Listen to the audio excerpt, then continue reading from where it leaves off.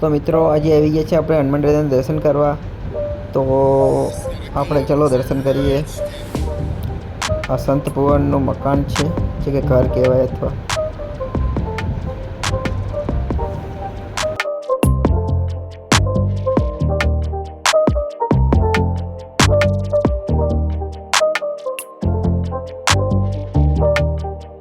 તો દોસ્તો હનુમાન દાદાના આપણે તમને અંદરથી દર્શન કરાવી દઈએ. તો આ જય શ્રી રામ લખ્યું છે અને આપણે અંદર આવી ગયા છીએ. તો ત્યાં તાળું તો નથી માર્યું, પણ આ બંધ છે. ઓમ હા, હનુમાન દાદાની મૂર્તિ છે દોસ્તો, તમે દર્શન કરી શકો છો.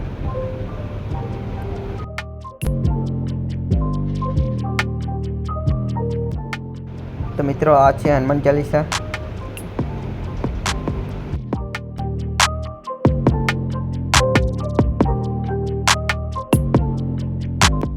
તો દોસ્તો અહીંયા તો આપણે મસ્ત દર્શન થઈ ગયા છે.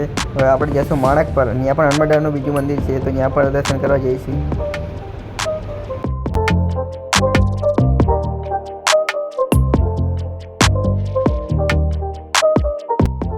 હા તો મિત્રો હવે નીકળી ગયા છે હનુમાન દાદાના દર્શન કરવા. છે કે અહીંયા માણક પર છે, ત્યાં પણ હનુમાન દાદાનું મંદિર છે, ત્યાં પણ દર્શન કરી આવી. ચલો.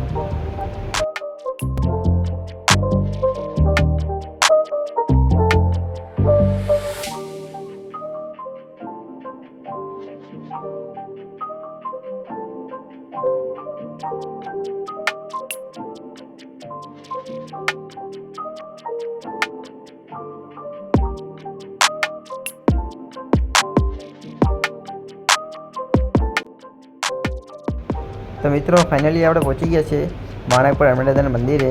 આપ સબ જોઈ શકો છો.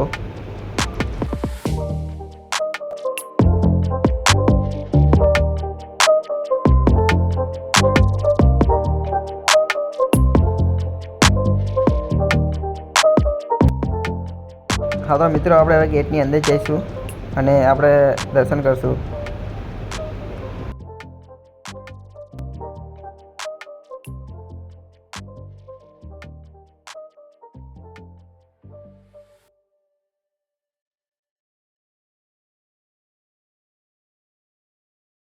તો મિત્રો હવે આપણે મંદિર અંદર જઈએ અને દર્શન કરીએ.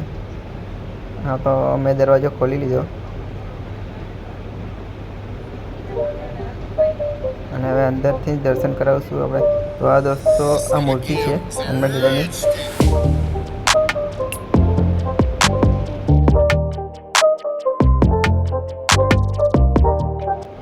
આ સાઈડમાં બ્લેકમાં છે એ હનુમાન ચાલીસા છે. અને આ નારિયેળના તોરણ પણ લોકો ચડાવે છે. અને આ બાજુનું વ્યૂ તમે જુઓ, મસ્ત છે. આ પણ હનુમાન ચાલીસા જ છે દોસ્તો, તમે જોઈ શકો છો.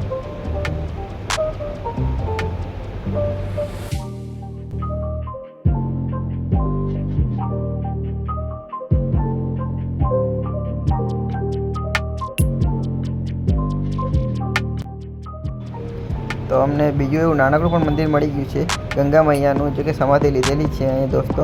ઠીક હનુમાન દાદાના મંદિર સામે સામે જ છે.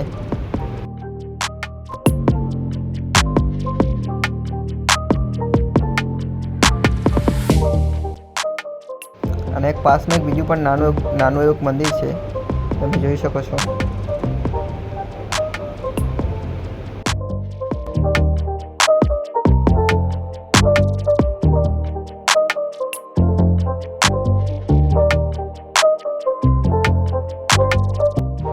અને મિત્રો એની બાજુમાં જ બીજું એક મંદિર પણ આવે છે, જે કે મહાદેવનું છે. તો આપણે એના પણ દર્શન કરી આવી. ચાલો આપણે અંદર જઈએ. આ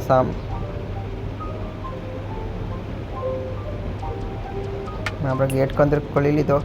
આ નંદી મહારાજની પણ સામે મૂર્તિ છે. આ કાચબો છે. અને અત્યારે તો મિત્રો મંદિર બંધ છે, તાળું મારેલું છે, પણ આપણે અંદરથી પણ દેખાડીએ. અંદર દેખાશે નહીં, કેમ કે અંધારું છે એટલે.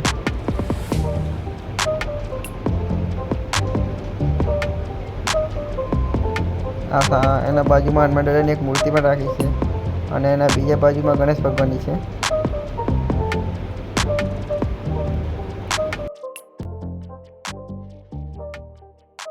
તો અમને અહીંયા ઉપર એક છબી હતી, તેમાં નાગની કાછલી પણ જોવા મળી છે મહાદેવના મંદિરે.